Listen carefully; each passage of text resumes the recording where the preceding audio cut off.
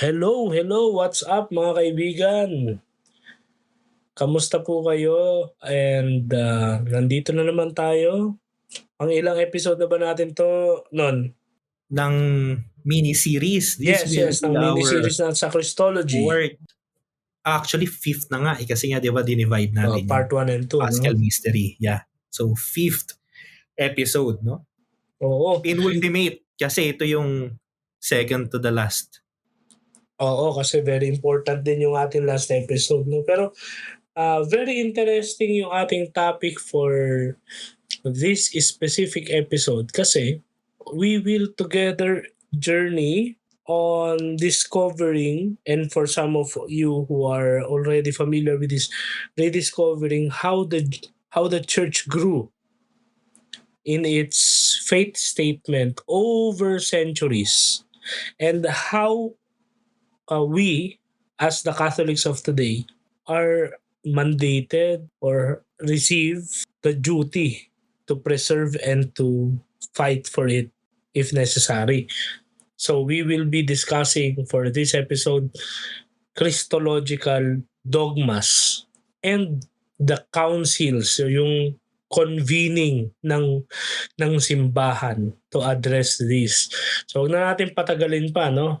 Muli, hello mga katamang usapan. May ba tawag na natin sa mga kakwentuhan natin. Welcome back sa ating Christology mini-series, Who is Christ? Ako po si Russell. At ako naman po si Lennon at ngayong episode tatalakayin natin ang isa sa mga pinaka-pivotal na bahagi ng pananampalatayang Kristiyano. Ang mga Christological dogmas, no, yung mga turo tungkol kay Kristo at syempre yung kanyang genesis, yung kanyang paano siya nabuo, that is through the councils, no, ecumenical councils of the church.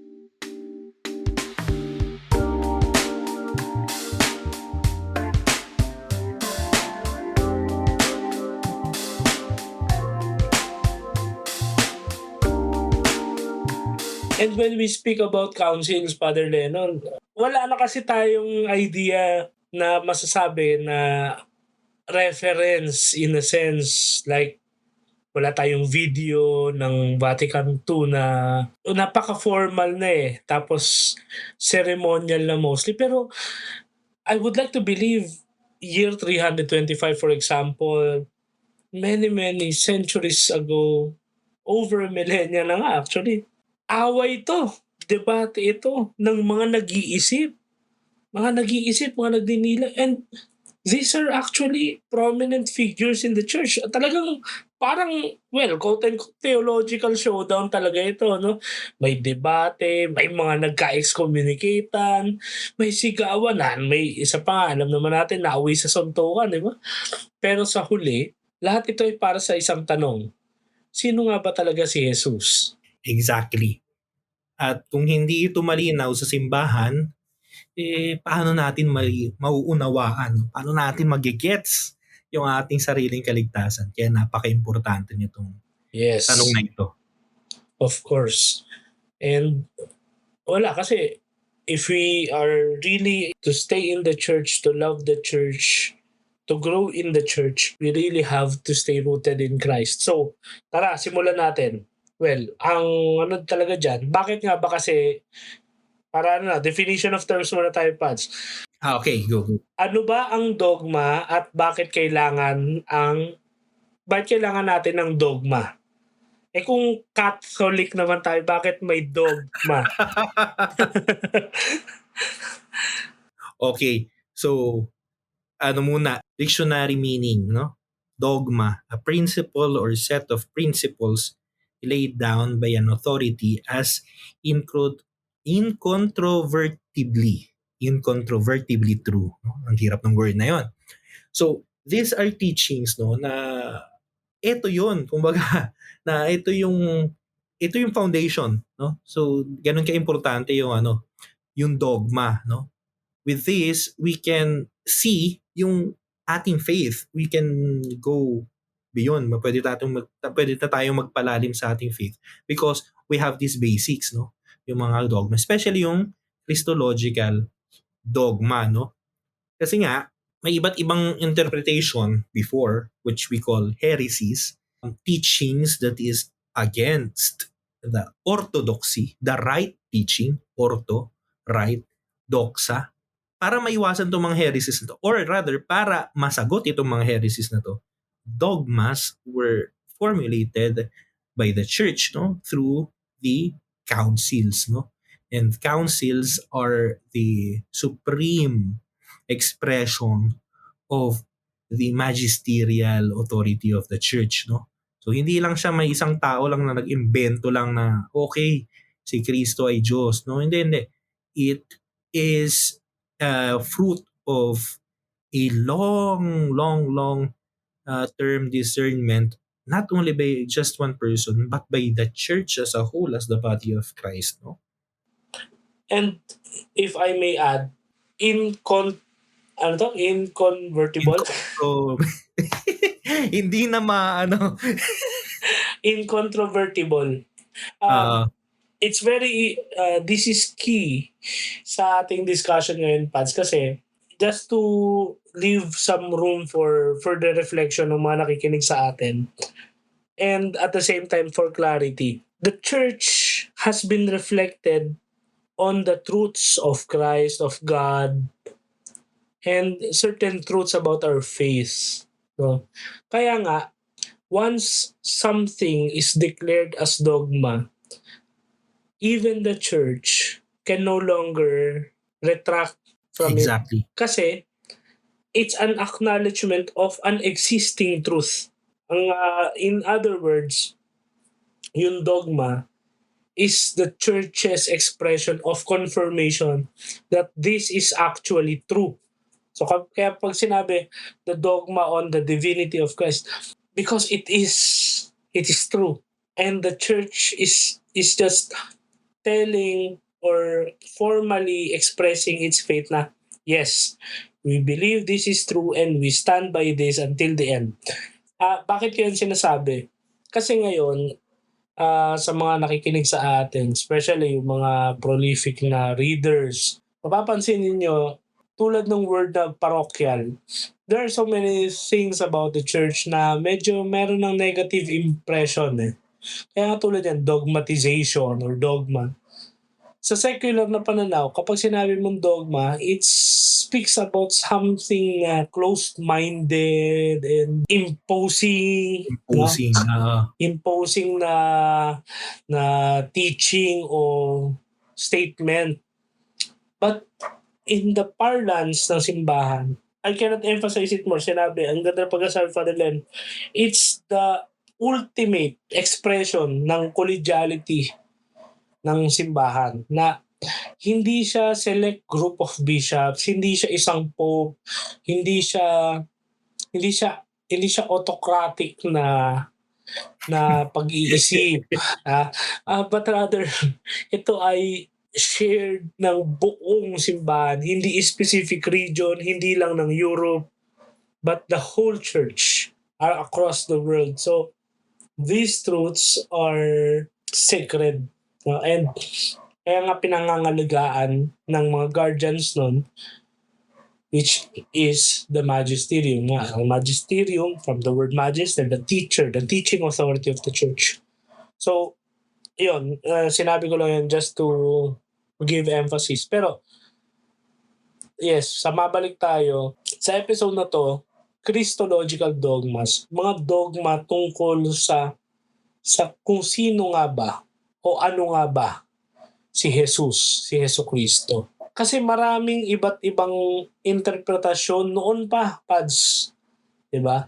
Meron akong nabasa dito, Arianism, na-discuss na natin yan nung Nicaea episode natin. Pero papadaanan natin kasi part ito, kung naalala nyo sa episode natin na yun, napakasikat nitong Arianism. Na halos hindi siya mukhang heresy noon. Mas namamayagpag pa ito kaysa sa paniniwala natin ngayon. Ha? So, munti ka na tong manalo. No? Parang at nag-exist pa rin sila ngayon. Oo. At malakas sila sa black voting.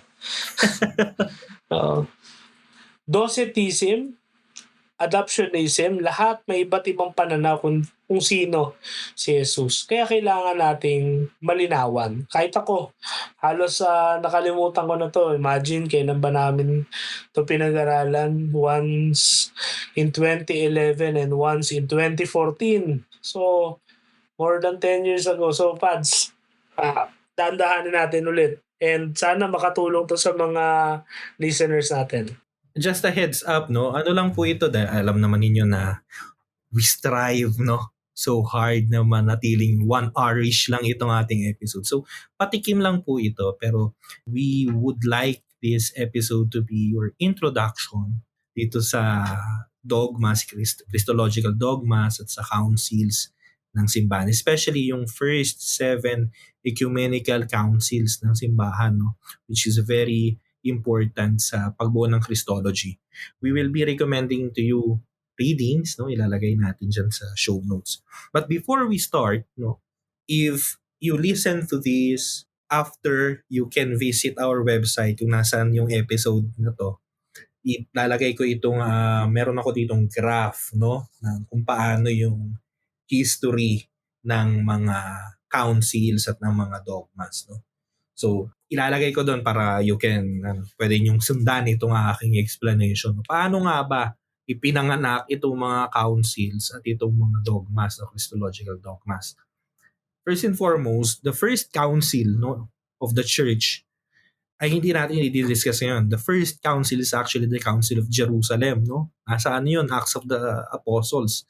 Year 49. Year 49, no? Yung ang tanong nila Paul at ni Barnabas, teka, yung bang mga pagans, kailangan pa bang magpatuli? Kailangan pa ba nilang sumunod sa Mosaic law bago sila maging Christians? No? So, yung idea noon, very practical, di ba? Now, as you know, in the history of the church, the first 3 centuries of the church ay very turbulent times, no? So, may persecutions, no? On and off yung mga persecutions. By the 4th century, so mga 300s, by that time, Christianity is now beginning to be more or less popular and more or less majority sa maraming cities ng Roman Empire. And by nga ulit ang date, Russell, ng legalization? Kasi ikaw may kabisado ng mga dates eh. And Constantine issued the Edict of Milan in year 313. 313, naging legal na ang Christianity, no? So di naman for the first time, pero pwede ka nang lumabas at sabihin mo na Kristiyano ka. By this time, now that Christianity is now legal, note, legal pa lang, hindi pa siya state religion, unti-unti na ngayon na lumabas na teka, meron palang mga kakaibang turo tungkol sa kung sino ba talaga si Kristo, di ba? Kasi nagsulputan na sila eh. It's only logical kasi dahil nga mga nagtago sila underground, so may mga sects, I mean, well, we can really call them sects in the sense kasi sects talaga, oo. Merong secluded sa lugar na yon and hindi sila na-reach ng Tsaka wala pang cellphone nun para mag-confirm ka na, teka, ito yung turo ko, pareho ba tayo? Wala pa, no? So, kaya nung nakita-kita sila sa Roma, parang, uy, ha? Kristiyano ka rin? Tapos, bakit ganyan? So, So, mabilisan lang natin yan, no? Tingnan, on the 2nd and 3rd century, no? Ano yung mga heresies, no? Yung mga maling turo na ano. You have, nabanggit ni Russell kanina, yung Docetism, no? So, ang sinasabi ng Docetism ay yung incarnation daw ay apparent lang.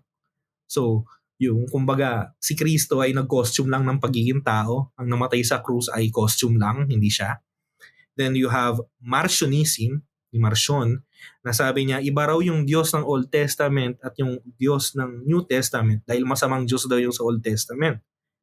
You have Gnosticism, no? Na mayroong certain despise of the material, no? So, ganun din yung kanilang idea. Banggitan natin to, I think, dun sa ating Council of Nicaea episode, no? Na Diyos, merong demiurge, no? Merong demigod. Tapos tsaka pa yung material world na evil ang material, no? Ang mabuti lang ay spirit. You have, of course, Judeo-Christianism, no? Na yung idea, pare ng Jewish idea, ang nangingibabaw. Yeah. And then you have Patripassionism.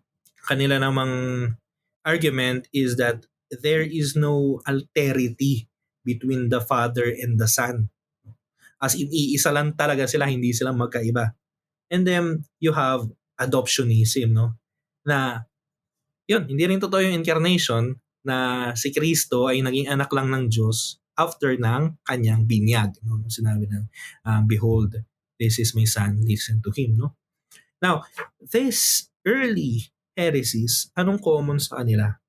Ang common sa kanila is that they deny the divinity of Christ.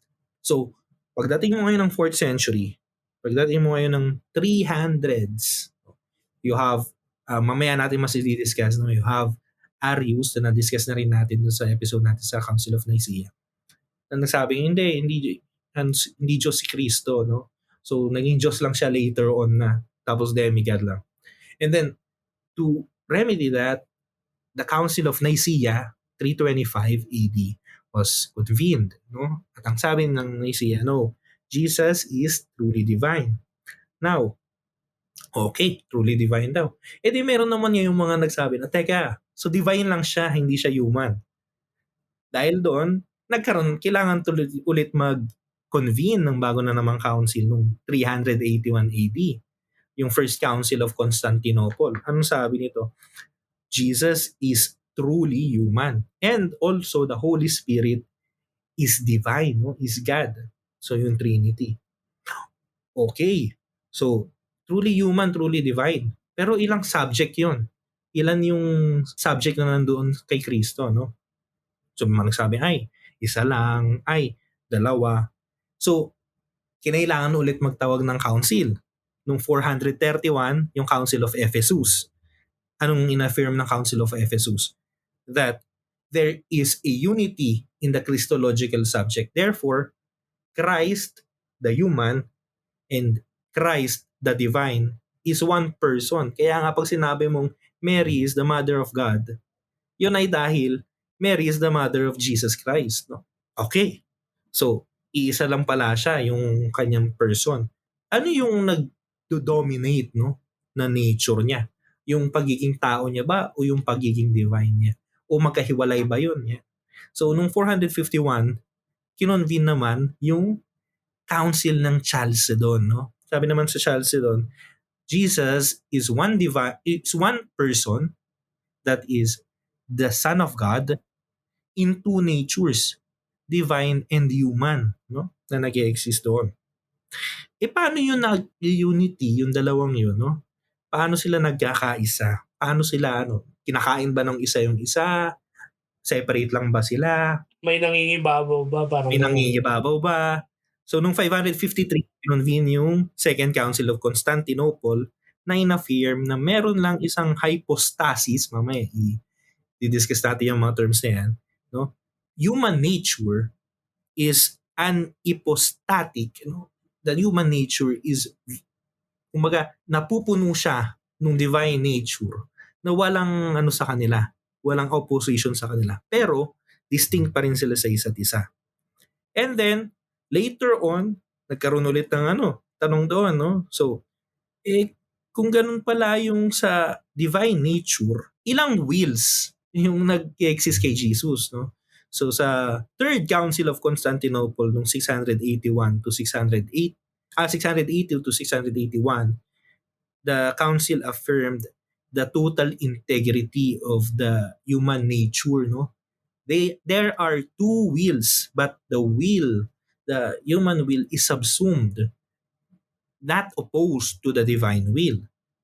And then lastly, kung ganun pala, paano natin mauunawaan yung incarnation, no? Then, the Second Council of Nicaea was called in 787. Ito rin ang council na nagsabi na okay lang ang veneration of images dahil by the dynamics of the incarnation, the material world has been embraced by the divine.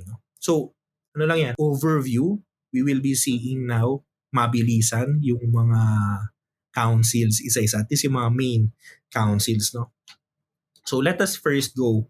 Mabilis na to kasi nakita na natin to. If you want na mas palalim, meron tayo yung episode natin, I think last month, no, ng anniversary ng Council of Nicaea. The Council of Nicaea convened in 325 AD. Yeah, sige. Let's jump in, no.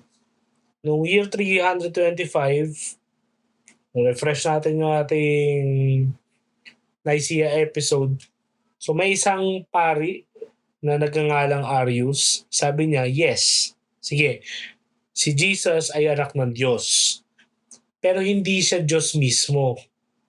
Kasi creature lang din siya.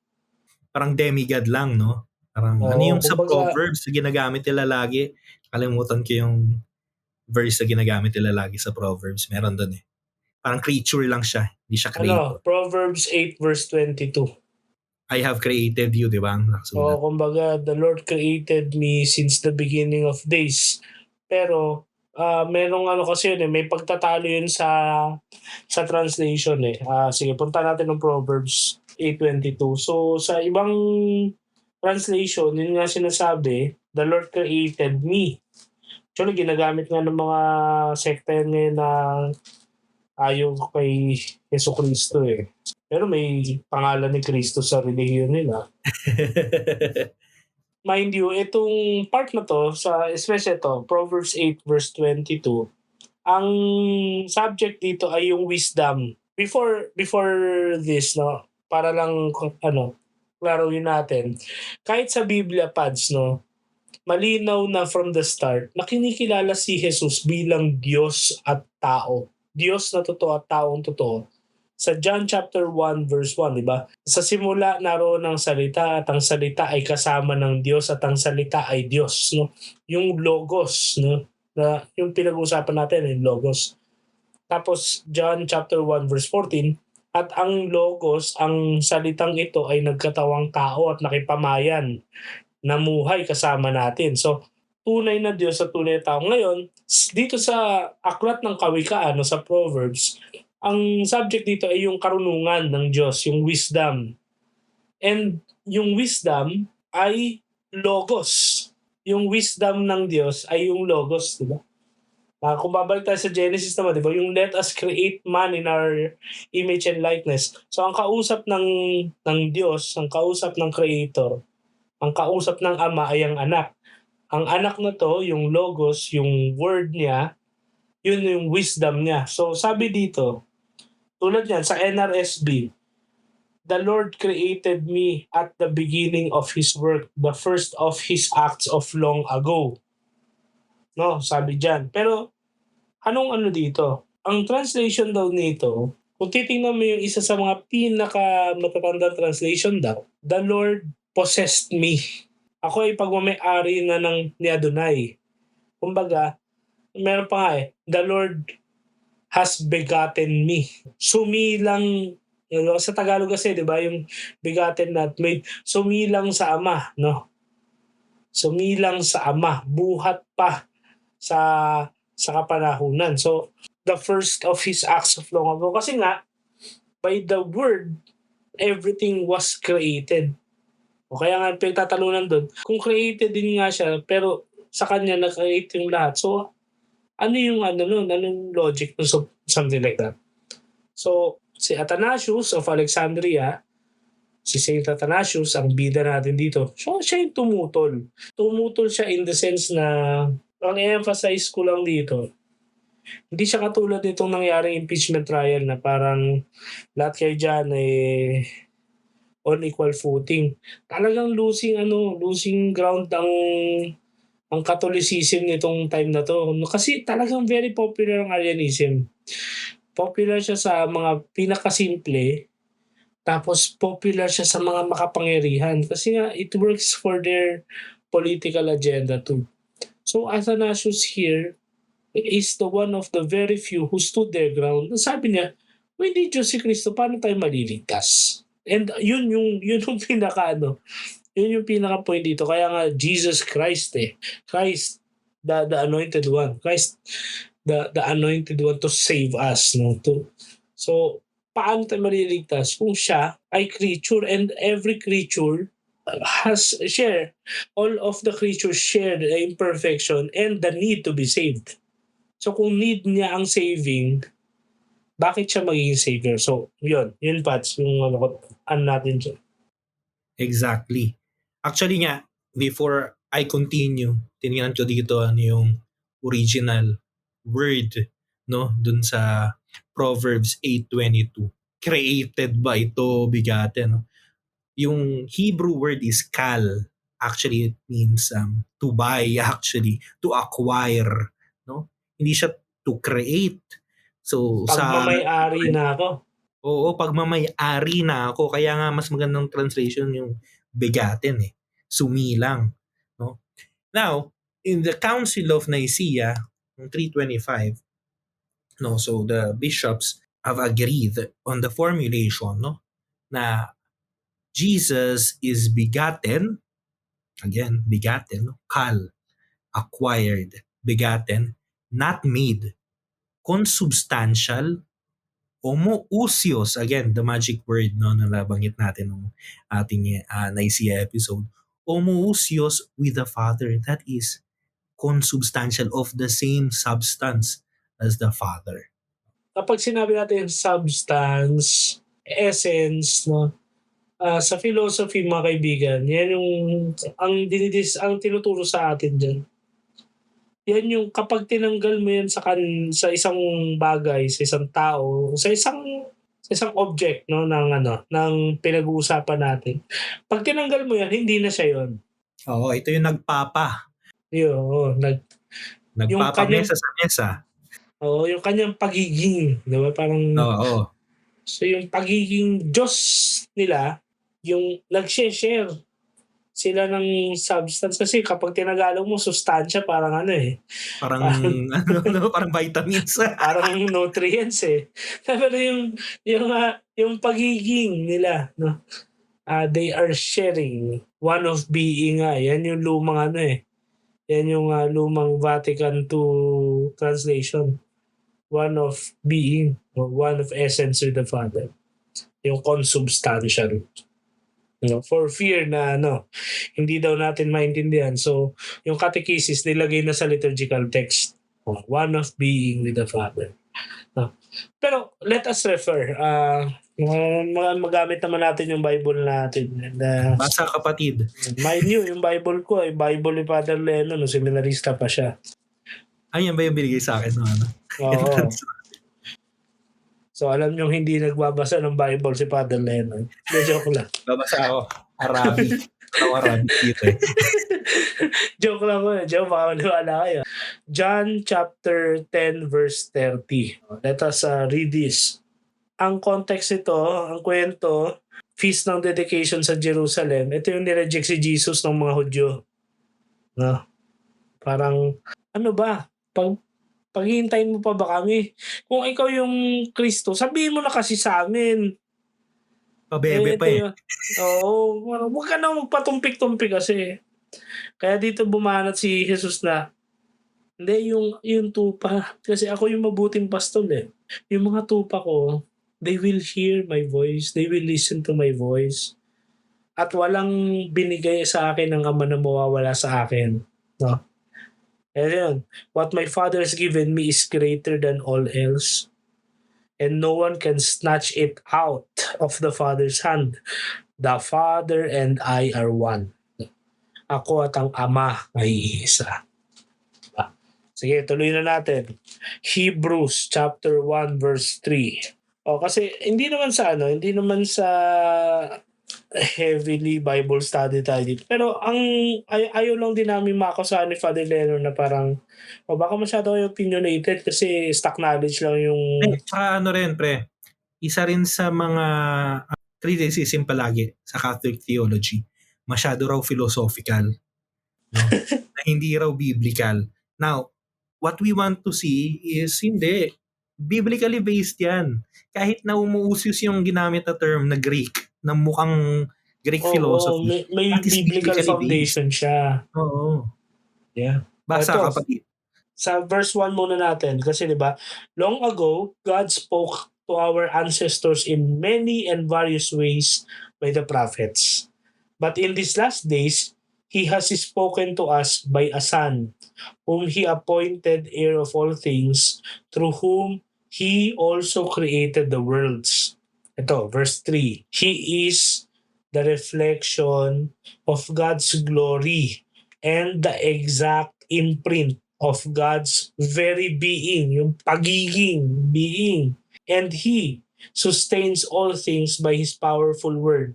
When He had made purification for sins, He sat down at the right hand of the Majesty on high. So, ang keyword dito sa Hebrews chapter 1 verse 3, He is the radiance of the glory of God and the exact imprint. Eksaktong-eksakto. Siyang siya. Yung kasabihan namin sa dati kong trabaho, siyang siya talaga boss. Hindi talaga may kakaila. Siyang siya.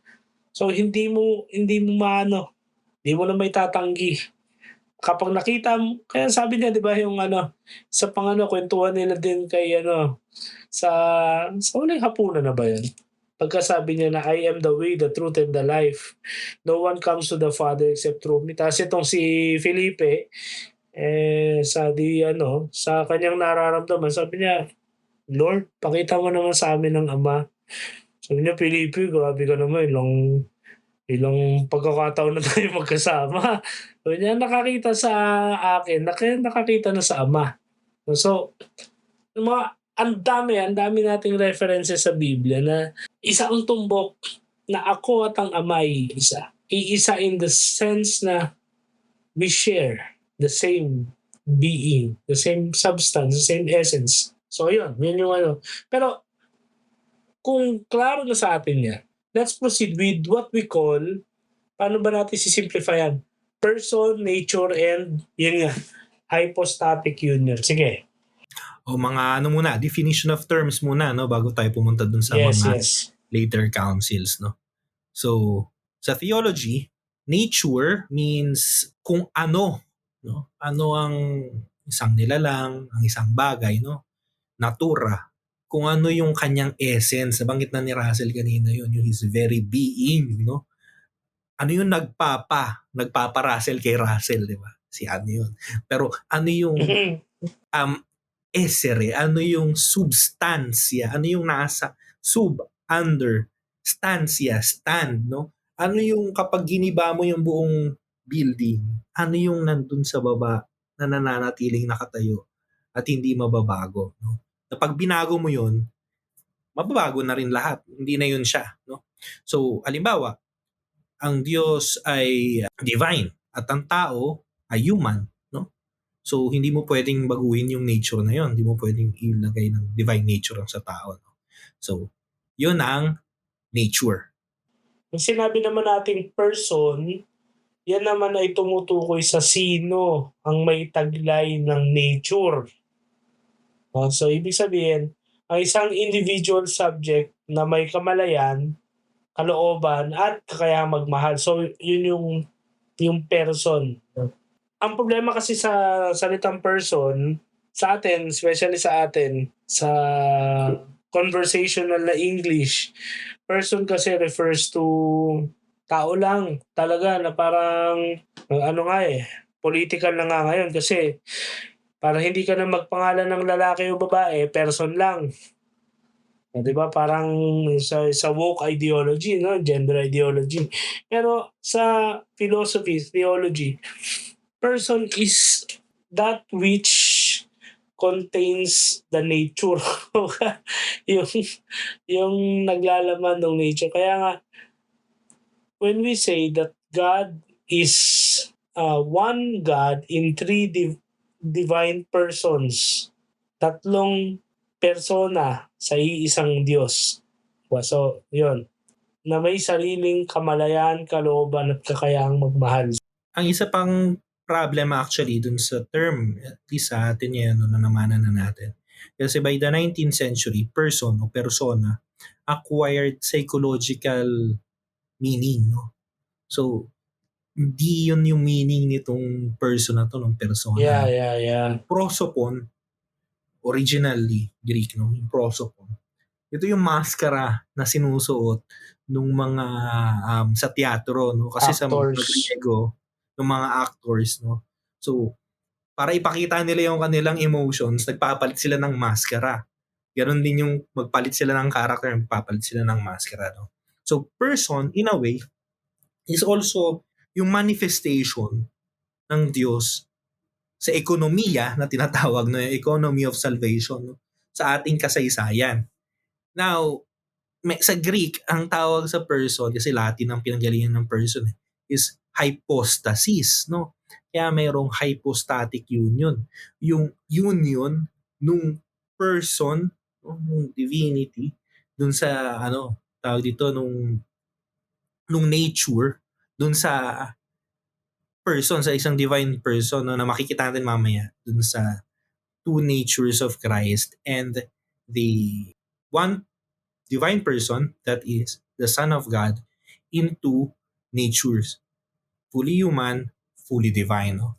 So yan ang ating definition of terms, no? So now, let us go fast forward, no? Nung 381, so 325, Council of Nicaea. Nagkasundo ba sila? Hindi. Kasi gano'n naman talaga ang mga councils ng simbahan eh. Magkakaroon ng council, hindi lahat agree, no? So may mga alam natin, kaya akala ninyo yung sa Vatican II ay marami ng away. Hindi, mas malapit to. Kasi nagpapatayan mga tao dito, nagrarayo. So nag-exile lang mga obispo. So by the time of 381, ang usapan na ay hindi na umuusyos ba?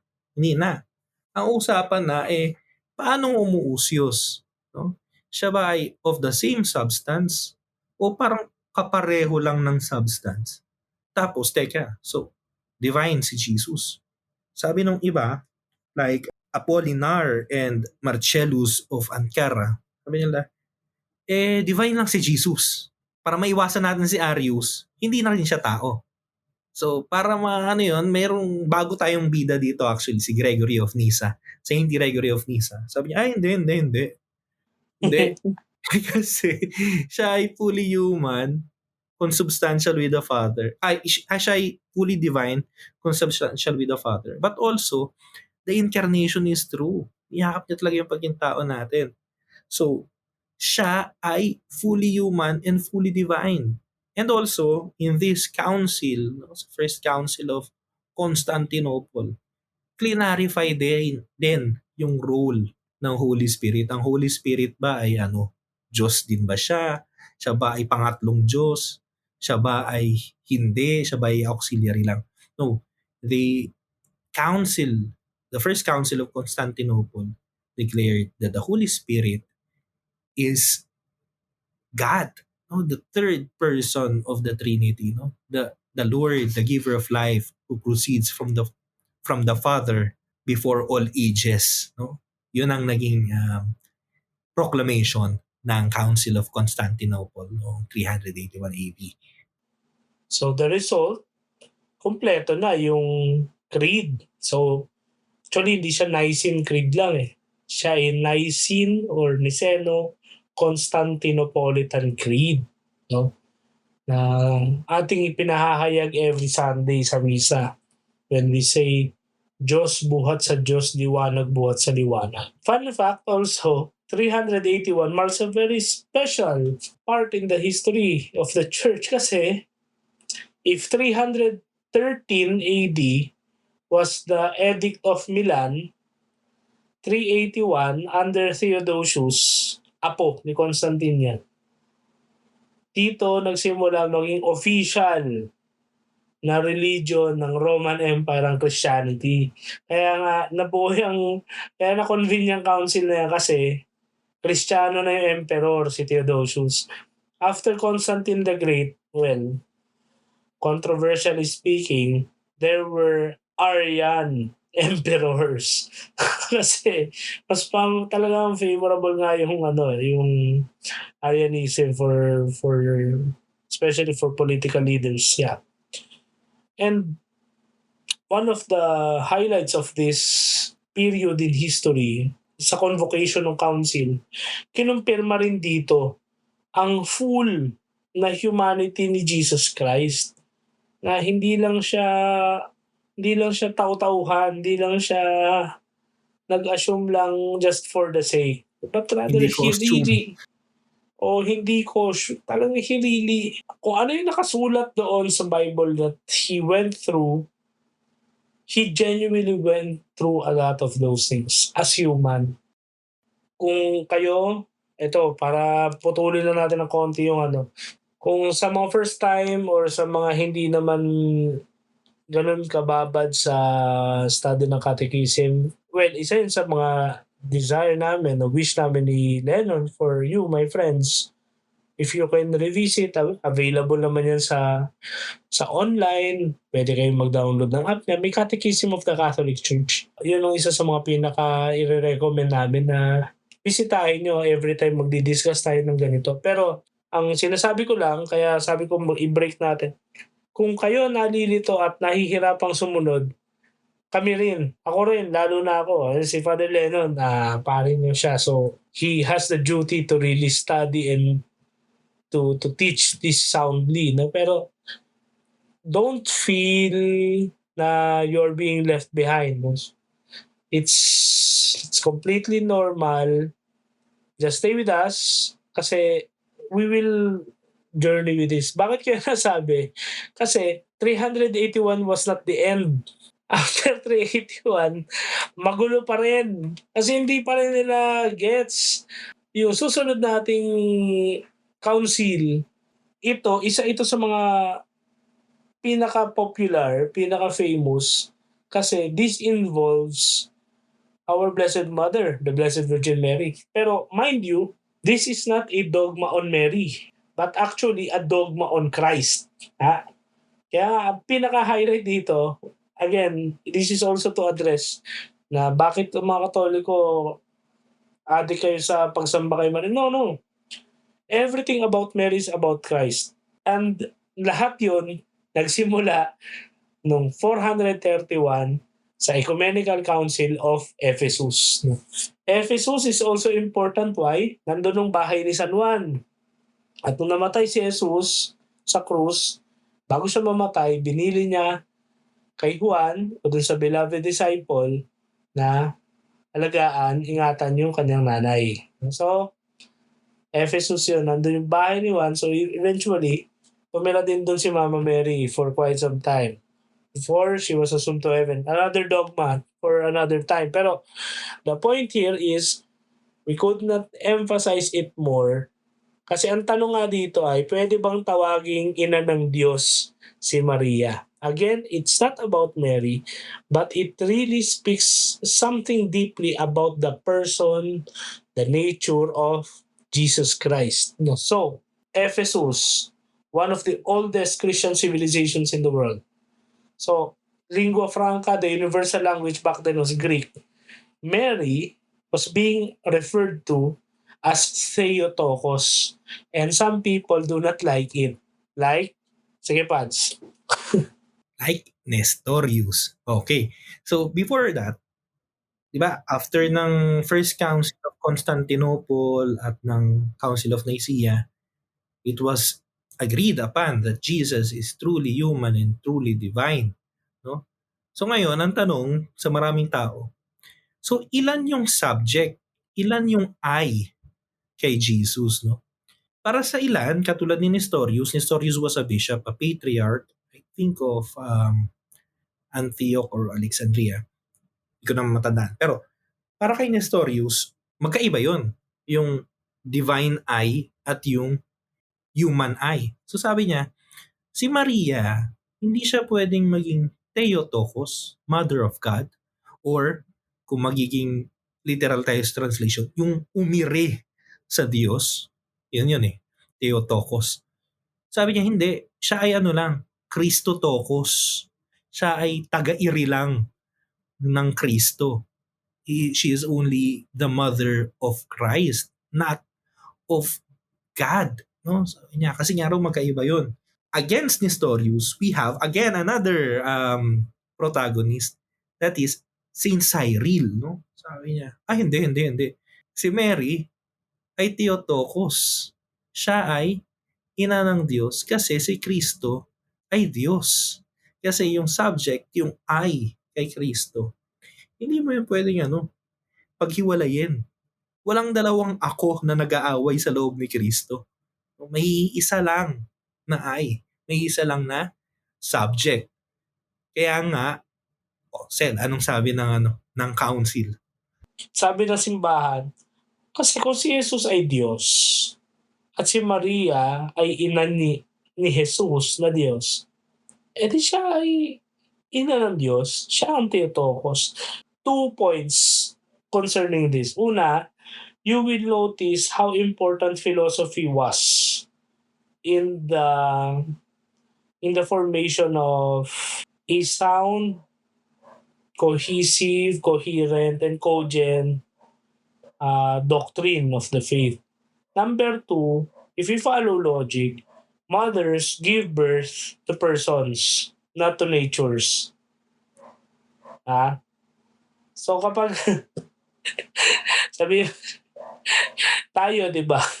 Meron tayong katawan at kaluluwa, no? So parang sinabi mo lang din diyan, kung nestorian ka, ay hindi, yung nanay ko, si Jo, nanay lang siya nung katawan ko, pero hindi siya nanay ng kaluluwa ko. How stupid does that sound, di ba? Kasi saan ba nananaan yung kaluluwa ko? So, that's the point. Mothers give birth to persons, not natures. Sige, Pads, ano bang biblical foundation natin dyan? Diba sa Luke, Gospel of Luke 1 verse 43, nung visitation. At anong sabi ni Elizabeth nung binisita siya ni Mary? Sabi niya, "And why is this granted to me, that the mother of my Lord should come to me?" Lord, again, going back dun sa ating last episode sa Christological titles, Kyrios, Lord, is a divine title. Kasi nga, yun yung pamalit ng mga Hudyo doon sa Adonai, sa El Shaddai, yung mga divine names. Kasi hindi nila mabanggit yung tetragrammaton, yung Jakbe. No? So, Lord, why is it that the mother of my Lord, the mother of my God, should come to me? Importante ito kasi ipinapakita nito na iisa si Kristo. Hindi talaga hindi kasi kung historian yung interpretan, paano nangyari sa akin to na yung nanay nung tao na hindi yung Diyos yung dumalaw sa akin, di parang weirdo. So again, the point here is hindi compartmentalized si Jesus. Tulad na tayo, hindi tayo compartmentalized na hati tayo na iba yung takbo ng kaluluwa natin, which is divine origin, at yung ating katawan. No? So, unlike 381 to 431, so relatively matagal-tagal na panahon, pero after the Council of Ephesus, 20 years lang ang pagitan. Pre. This is pero ang isang dito, for those who are listening sa episode na to, you try to look at it this way. After 381, official religion na ng empire. And again, feel free to study ano itsura ng Roman Empire before. Hindi pa nagigiba yung Western Roman Empire nito kasi it happened in 476. So buong-buo pa yung Roma. Like yung Rome sa west tapos yung Constantinople sa east. So imaginein mo, flourishing Christian empire ang Roman Empire. So you really have this vast understanding, diverse understanding of who Christ is, what Christ is, no? And what's really his deal. So hindi nagtagal, may mga nag-usbungan pa ulit na heresy at itong tinatawag na monophysitism, no?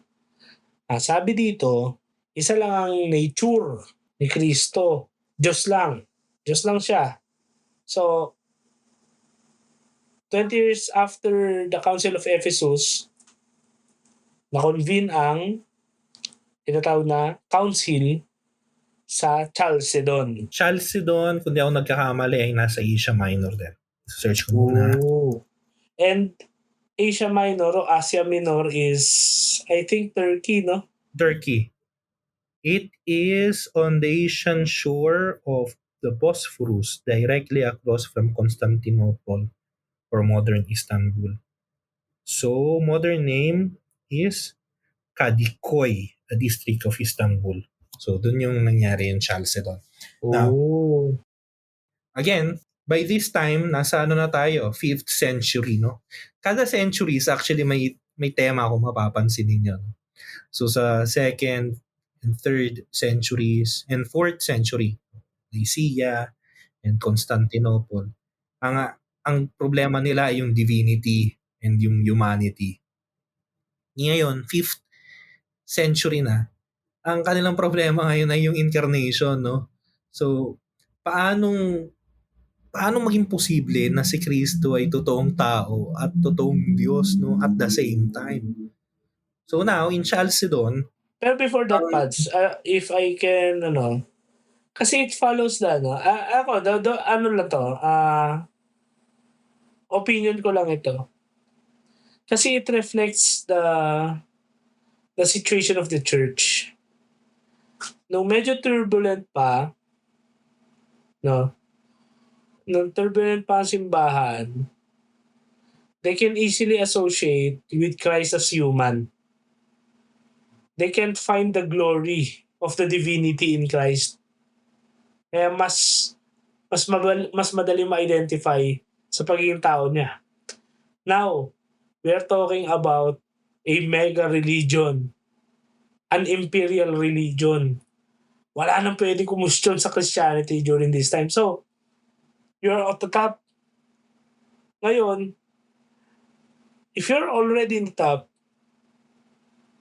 and again, they never experienced, most of them would have not experienced the rigor, so yung hirap ng persecution. So here they are. Here they are now. They find it difficult to associate or to identify with the humanity. Kaya yung incarnation might be in a way na questions. Divine lang kasi divine na tong experience sa atin parang gano'n. Pero it's only my opinion. So actually, may sa art, by this time, 4th century, 5th century, if you see the cross is always depicted as Christ with a crown, as a regal, an imperial. Yes, that's true. Yung cross natin ngayon na makikita mo yung corpus na namamatay o patay na, that is already in the Middle Ages. No? Nagkaroon na ulit ng pagtingin doon sa humanity, no? sa suffering. But by this time, mas nakafocus nga sila dyan sa glory, no? Sa glory na. Oo. So, kaya nga 'di ba yung INRI na Jesus Nazarenos Rex Judaeorum sa Greek, sa Eastern Orthodox Church, more of a reflection yung than a historical depiction. Kaya ang nakalagay din is Jesus o kaya Basileus Tesdoxes, the King of Glory. Hindi the King of the Jews. Basileus Tesdoxes. So, yeah. Yeah. Now, going back, no, sa Chalcedon. So, again, after ng Ephesus na inaffirm yung unity ng Christological subject, no, na may isang I lang kay Kristo. Now, meron ulit extreme yung mga monophysites, no, led by a certain cleric named Eutyches, no. Sabi nila, mono, one, feces, no. Mayroon lang daw isang feces. Ano ba ang feces sa English? Nature, okay. So, one nature lang daw. So, ang argument nila is that at the incarnation, although Jesus is truly human, Pero yung nature niya ay divine lang kasi nga anak siya ng Diyos. Yun yung argument nila. And then you have ang mga kumontra sa kanila is Theodoret of Cyrus, no? Na teka hindi. No, there are two natures in Christ, no? So, yun din ang naging decision ng Council of Chalcedon. Ang sa proclamation ng Council of Chalcedon is that Christ is one person, one prosopon, one hypostasis in two natures, no? Without confusion, change, division, or separation. No? Two natures, fully human, fully divine in one divine person, and that is the Son of God. No? Again, without confusion, hindi nagahalo yung dalawang natures, without change, hindi change ng isa yung isa, without division. No? It seems na parang contradictory, pero hindi sila opposite, hindi sila magkakontra or separation. No? Hindi mo mapaghihiwalay yung divine nature at yung human nature ni Kristo, no? Na para bagang nilagay mo siya dyan sa lab dish, no? Tapos pwede mo siyang pag-eksperimentohan na iwahiwalay mo. No. Again, Christ is one person in two natures without confusion, change, division, or separation. And for this, we need to go back again to St. Paul sa Philippians. Yeah, Philippians, yung ating yung hymn ni St. Paul sa kenosis, the total outpouring niya. Yun ang kagandahan at the same time pangit sa Greek kasi hindi natin ma-capture sa English or sa Filipino yung depth ng term, no? Pero sa kenosis ngayon sinasabi doon, pag sinabi mo kenosis, it's yung buong paghuhubad ng sarili. Talagang he stripped away everything. Parang yun diba sabi sa Philippians chapter 2, verse 6 to 11, no? Jesus, though he was in the form of God,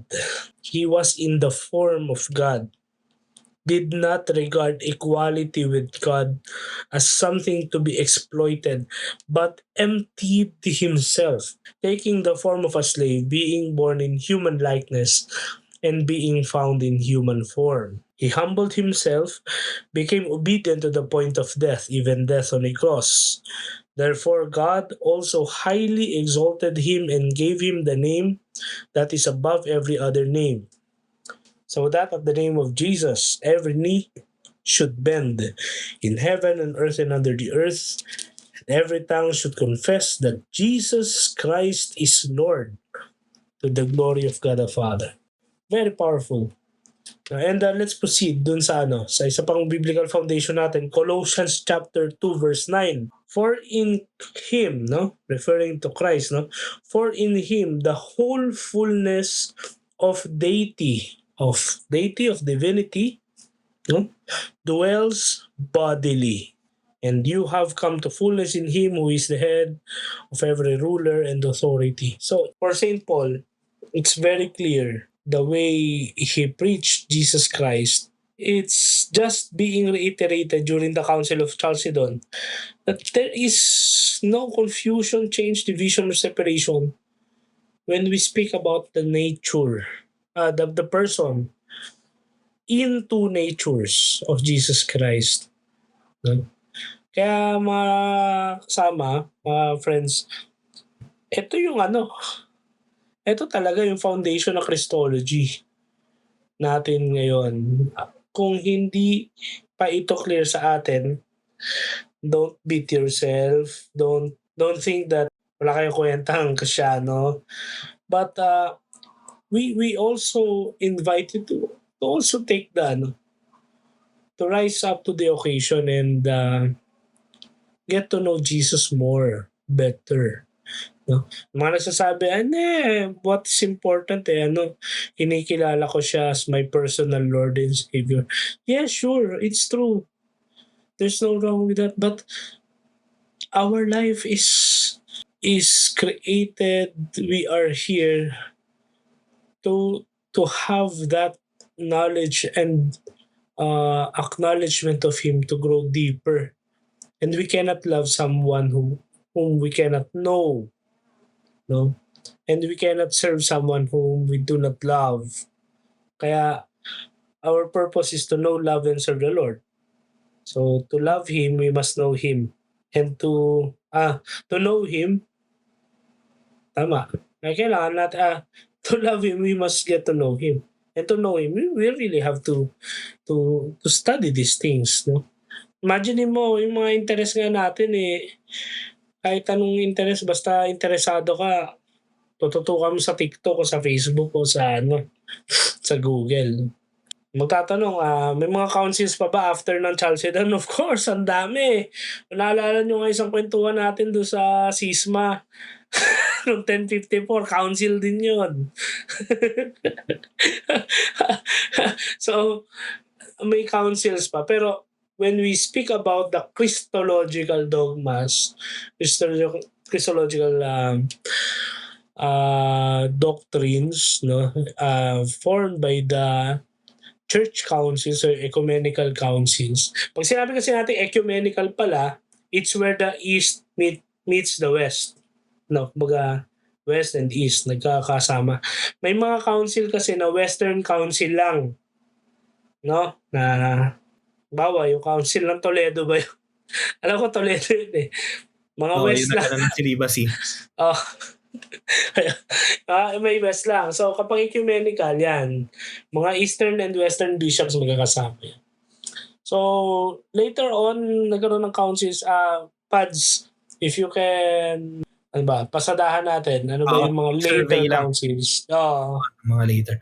Now, again, katulad ng sinabi ni Russell, no, itong first seven Christological or ecumenical councils, these are very important na ina-accept natin both sa Latin Church at sa Orthodox Church, no, na itong 7. Pero sa Latin Church, we have ilang ecumenical councils? We have 21, no? Pero this first 7, ito important kasi tinatanggap din to, nag-participate din dito yung mga Orthodox. And actually, itong Chalcedon, before we go on to the other councils, itong Chalcedon is decisive. Kasi para sa fathers of the church, to be Catholic is to be Chalcedonian. To accept, no, this doctrine ng unity of one divine person, one person in two natures, no, of Christ. Kaya nga may mga, bukod sa Orthodox, meron tayong tinatawag na mga Oriental Orthodox Church. Yun ay mga non-Chalcedonian. Umalis sila after ng Council of Chalcedon. So from then onwards, mas problematic yung kanilang communion kaysa sa mga Orthodox. Okay? So just a view, no, sa church history actually. Now, later councils. So after ng Chalcedon na nag-affirm na there is one person, there are two natures in one person. So paano ngayon yung mode ng unity? No? Unity. Hindi, yung paano yung unity nitong dalawang natures, no? So kinakain ba nung isa yung isa? Magkalaban ba sila, no? So kung mayroong monophysites noong sa Chalcedon, meron ulit ditong monophysites, no, na kakainin daw nung isa. So, noong 553, kinonvene yung Second Council of Constantinople, no, na ang kanya namang topic ay yung mode nga ng unity ng natures in Christ, no, ng kanyang human and divine nature. So, inaffirm ng Second Council of Constantinople that one of the Trinity has died, truly died, the Son. And it opens the idea of what is called en-hypostasis. No? Ano itong en-hypostasis? So, in theological terms, en-hypostasis refers to the concept of Christ's human nature being in person or in subsistence with the divine person of the Son. This means that while Christ's human nature is not separate person with independent existence, it is fully real and complete, existing in and through the one divine person of the Son. So, ibig sabihin pala nito, walang contradiction. Hindi naglalaban yung divine at yung human nature kay Kristo, no? And then, 680, noong year 680, kinonvene naman yung Third Council of Constantinople. Kasi meron pa rin, gulo, nagkakagulo pa rin sila. Ano ba? So, ito medyo masano na to, energy na yon, hindi na natin pag-uusapan yon, no? Pero, ang ano naman nila, paano natin ma-distinguish yung human nature at yung divine nature, no? Sa Third Council of Constantinople, ang inaffirm is that there is a total integrity of the human nature without the concurrence of the divine. Against the monoenergetics or the monoteletas, no? So, hindi na natin ano yun. So, dinefend yung integrity ng human nature. Ang sinunod dito ay yung theology ni Maximus the Confessor, that the presence of the two wills, no? Kasi yun yung energy na yun, yung meaning nun ay will.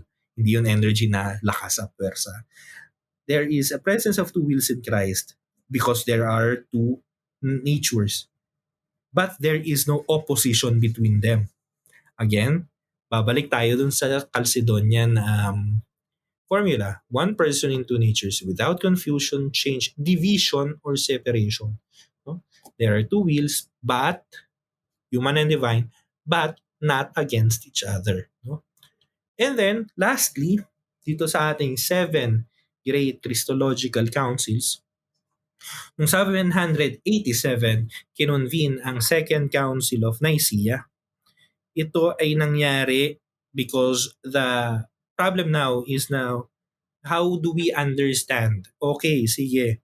Jesus is truly human, he is truly divine, his nature is two nature in one divine person, and that that human nature is an hypostatic to the divine. Paano naman natin ngayon mauunawaan yung incarnation? Again, going back to incarnation to lagi. So, ang main na naging problema nito, kaya umusbong itong problema, tinawag itong Second Council of Nicaea, because of what we call the iconoclasts. No? So, nagkaroon ng movement noon sa Eastern Roman Empire na, teka, diba sabi sa Bible, bawal daw gumawa ng mga ng mga images, ng mga graven images, ng mga estatwa. So baka tayo may mga estatwa, may mga icons tayo, iconoclasts. No? So tayo may mga icons sa simbahan. So sinunog nila, nagano sila, so sabi nila, bawal, bumalik tayo dapat sa sa Jewish roots, no? Sabi ng Second Council of Nicaea noong 787. No. Because of the incarnation, the divine has embraced the material, has embraced the human. That is why Christ can be represented in icons. Kasi nga, nagkaroon na ngayon ng value yung matter. Again, going back to Philippians, to the hymn of the Philippians. Though he was in the form of God, he did not deem equality with God something to grasp at. Rather, he emptied himself and took the form of a slave. No? So, dun sa pagbaba na yun, sa kenosis na yun, niyakap niya yung ating materiality. Niyakap niya yung ating corporality. No? So dahil doon, pwede na rin nating i-represent siya materially. Kasi nga, blines na kumbaga ng divinity ang material world. Dugtungan lang natin naalala nyo kanina yung sa 451, diba yung pinag-uusapan nga natin na ang focus na yun on divinity. So, na-highlight din yung representation of Christ as yung divinity, yung glory. Fun fact dito sa council against iconoclasm. Yung iconoclasm ay actually created din ng isang council. Earlier, mga 754 yata yun. Yung Council of Hiera. Parang 300, more than 300 bishops din nandun. And yung Byzantine Emperor nun, surprise, surprise, ang pangalan ay Leo. Leo the Third. Ang point lang nila doon, pinag-utos ng emperor na, yun nga, iconoclasm kasi stop adoring the images of Christ, ganyan-ganyan. Upon the, ang pope na nito, si Adrian na ang pope nito eh. So, nag-request yung emperor, yung empress, si Empress Irene, no, na baka pwede kayo magpadala ng representative dito sa Nicaea. Mind you, this is very important also in the history of the church. Why?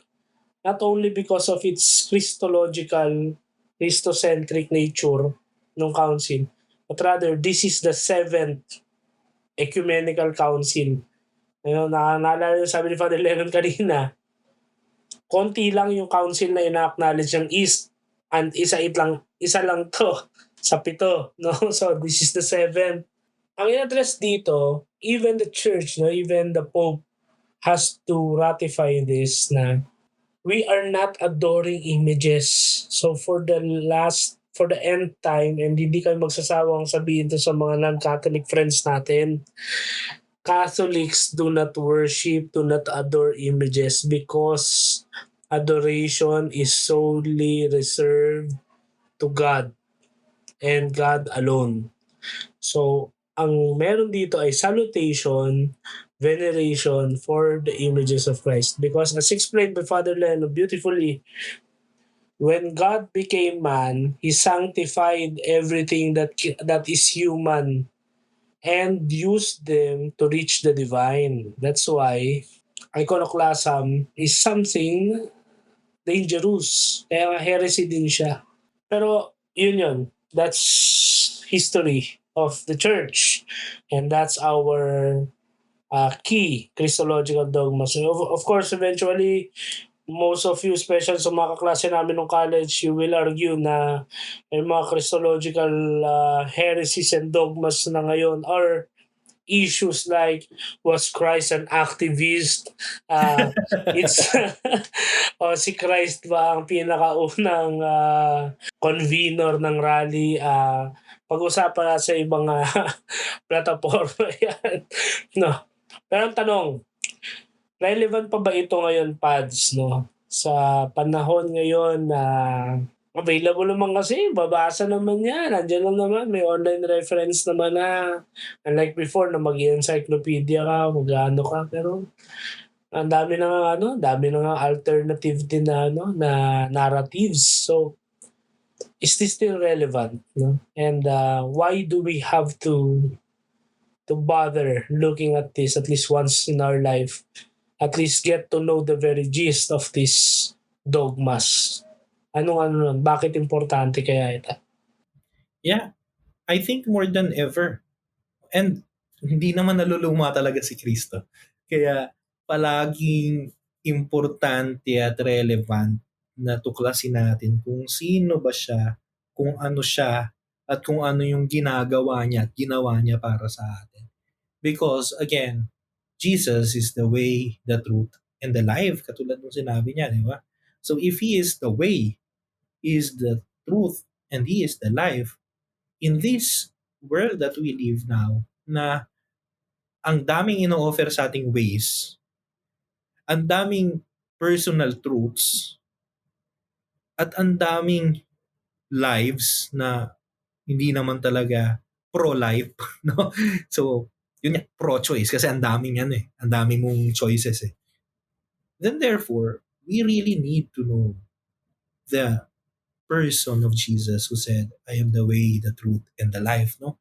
Kasi nga, kung hindi natin alam, hindi natin siya kilala, hindi rin natin mauunawaan kung paano niya tayo iniligtas at kung paano niya tayo ililigtas.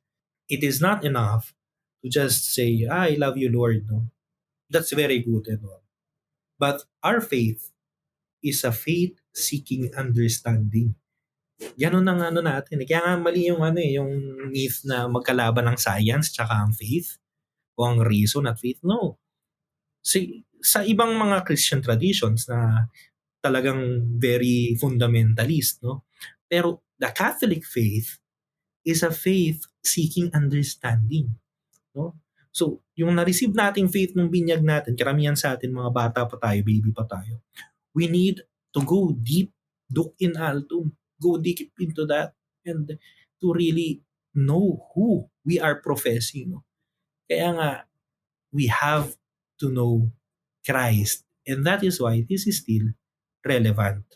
I remember one quote from St. Paul. I think it was St. Paul.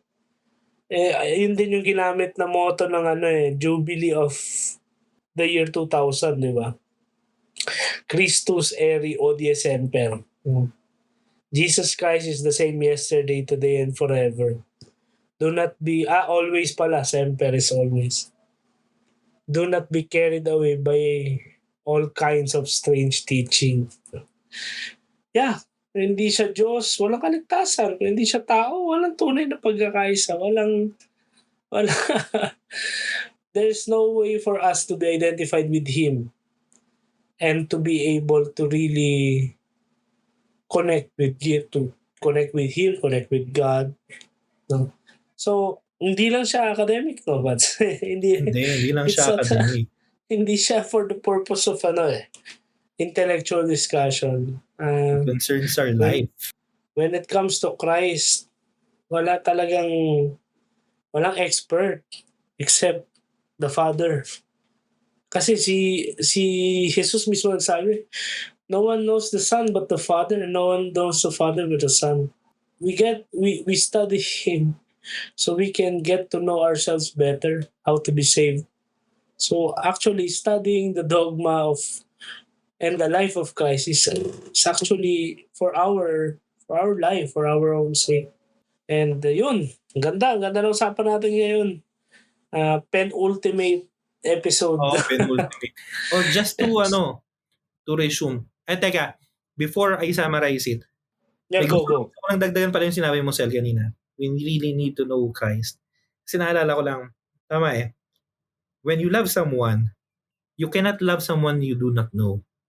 And when you know someone, you cannot but not love him. That is our relationship with Christ. No?